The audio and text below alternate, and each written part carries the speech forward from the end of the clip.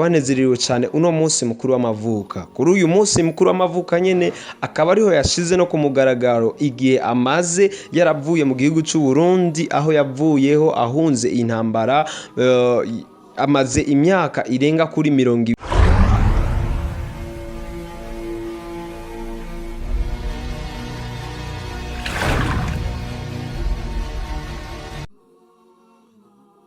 Today, 28th October, that was when I was born in Prince Charles Hospital in Bujumbura. I was big and heavy baby, that is why I was called Kidum, in French is bidon. Today I am a happy man and I am blessed with children plus a beautiful wife I really love so much. I love the job I do. I have so many friends everywhere in the world, which I don't take for granted.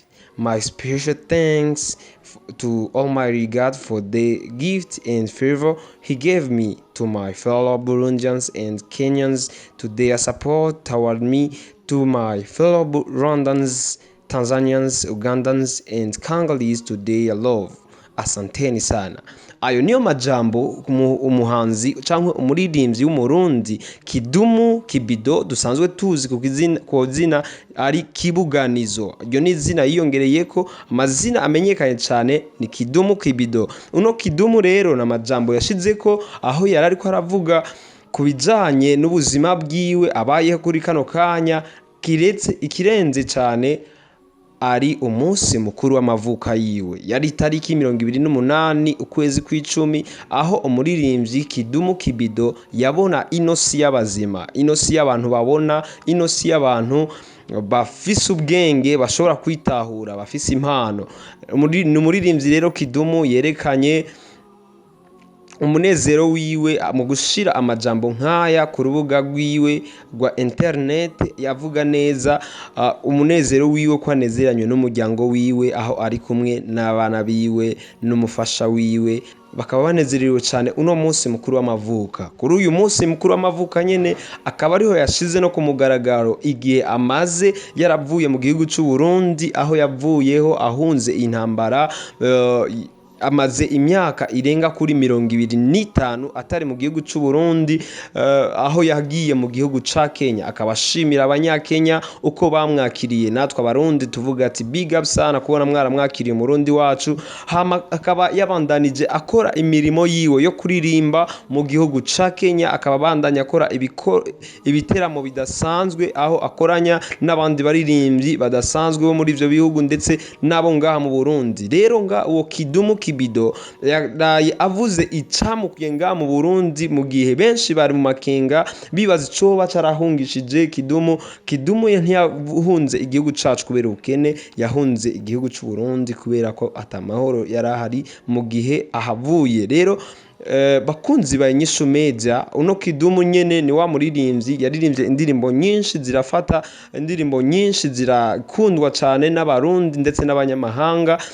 Numwe mu baririmbyi batigeze batakaranga, mu baririmbyi bagumanye izina ryabo, bagumanye akaranga kabo n'ubwene bw'igihugu bwabo. Abaririmbyi benshi iyo bamaze kuva mu gihugu bahindura ubwene bw'igihugu bagacika abanyamahanga, mu gihe bavyawe n'u Burundi bakibagira igihugu cabibarutse. Rero uno numwe mu baririmbyi afise ubuzima bw'akarorero bwobera abandi barundi bose akarorero, abari hanze mu mahanga ndetse n'abakiri ngaha, kugira ngo batiyoberanya, bate akaranga cankwe bate ubwene bw'igihugu bwabo. Muhira ni muhira uko hari hose.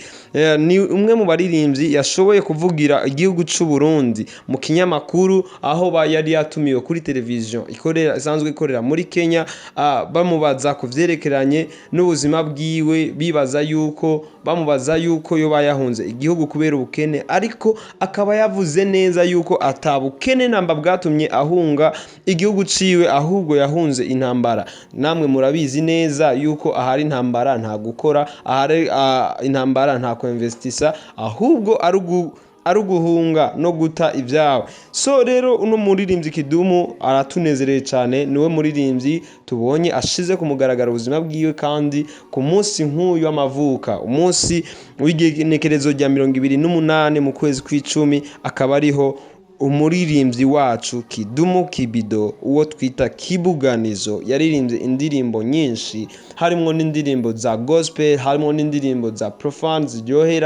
ziryoshe cyane z'ikirundi, harimo indirimbo z'igiswahili, tutibagiye n'ururimi rw'icongereza yagiye aravanga. Rero uno Kidum n'umuririmbyi yagerageje kubikora neza. Rero tubashimire cyane, yari kuze John nkuko bisanzwe yariko arabashikiriza ano makuru n'akaryo keza kugira ngo tumenye neza ubuzima bwa bamwe mu baririmbyi bacu dufise mu gihe bariko barabushira ku mugaragaro. Murakoze cyane.